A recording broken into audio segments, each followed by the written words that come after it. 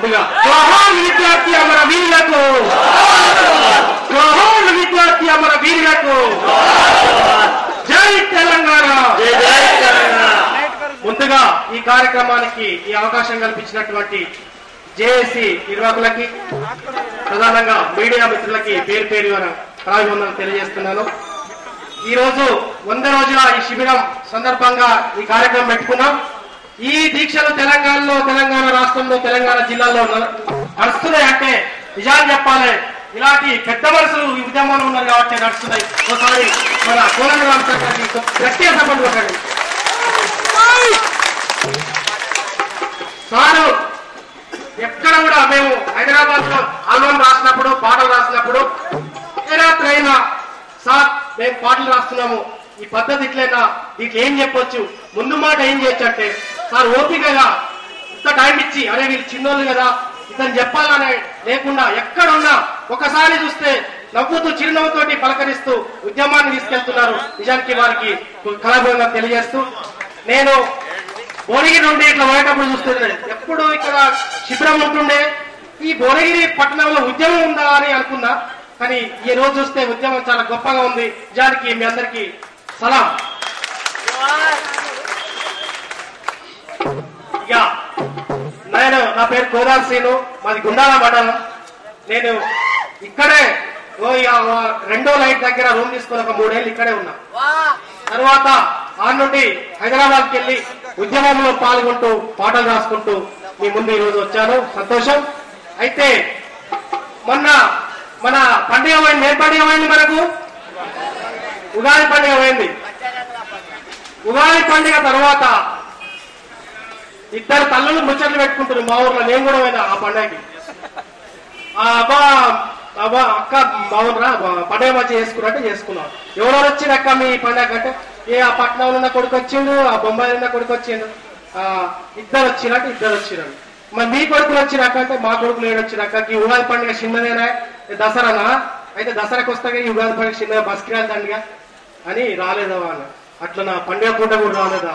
నిజానికి పండుగ వస్తే తెలంగాణ పల్లెల్లో కడుపు నిండా కనుక్కున్న ఆ కొడుకులను ముంగట కూసబెట్టుకొని అన్నం తిన్న రోజులు ఉన్నాయా మన దాంట్లో?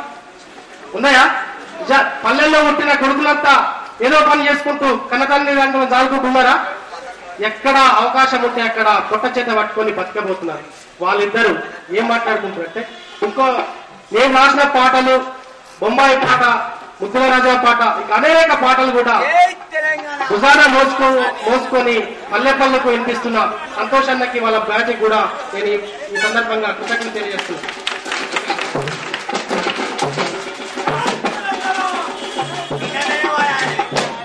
ఉండు పైలంగుండు అమ్మ మాయమ్మ, ఇల్లు పైలంగుండు తల్లి మాయమ్మ, ఉండు పైలంగుండు అమ్మ మాయమ్మ, ఇల్లు పైలంగుండు తల్లి మాయమ్మ,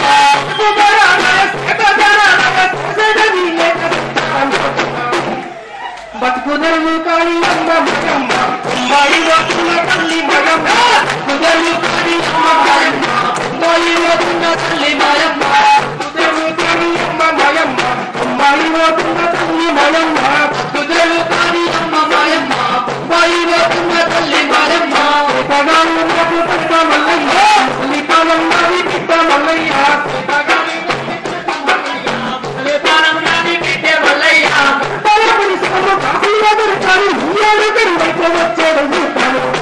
అయ్యో నన్ను సిపోవద్దు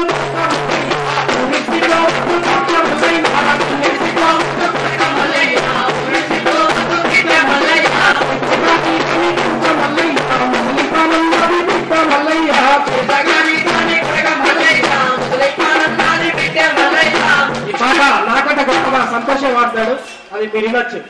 అయితే ఇది ఇంతకుముందు తల్లులు అనుకుంటున్నారు మీ ఇద్దరు కొడుకులు వచ్చి కానీ నా కొడుకు రాలేదు. వాళ్ళిద్దరు ఏం చెప్తున్నారంటే,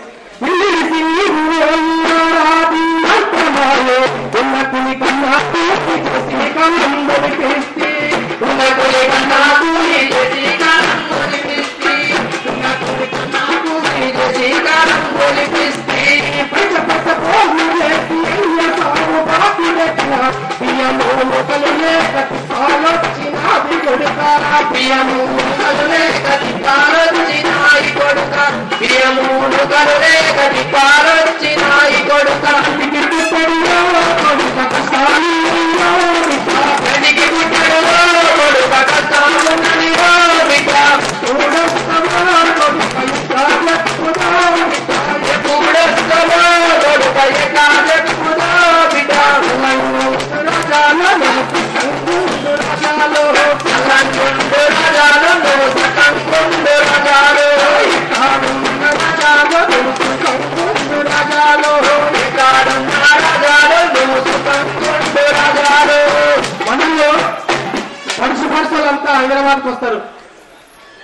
ఏం చేస్తారో తెలుసు. ఆటోలు తోలుతారు, హోటల్లో పనిచేస్తారు, లాడ్జీలో ఉంటారు, లేక అట్ట మీద ఉంటారు. ఎందుకు వచ్చినావు తమ్మి అంటే, అన్న మాకు కొద్దిగా భూమి ఉండే, ఆ భూమిలో నీళ్ళ సౌలభ్యం లేదు, నీళ్ళ కోసం బోర్లు వేసినాము, వేసేసి అన్ని ఫెయిల్ అయినాయి, కానీ భూమి యొక్క కూడా అప్పు జరిగినంత అయిందన్న, మా నాన్న చనిపోయింది, ఆ అప్పుల బాధకి ఇక్కడ వచ్చిన అంటారు. నిజమా కాదా? చేసుకొని కాలంలో బోర్లేస్తే ఎక్కువగా ఎల్లకపోయే అప్పులు ఎక్కువగా సుఖానీలు ఎల్లకపోయే అప్పులకు ఎక్కువగా సుఖానీలు ఎల్లకపోయే కాలము కలకలమని భూమి మీద గట్టిపాయే పులతి కాలాలే గట్టిపాయే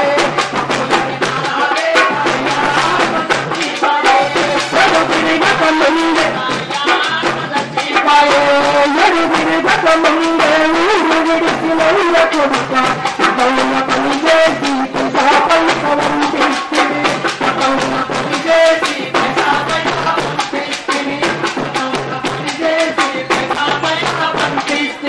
నానాడు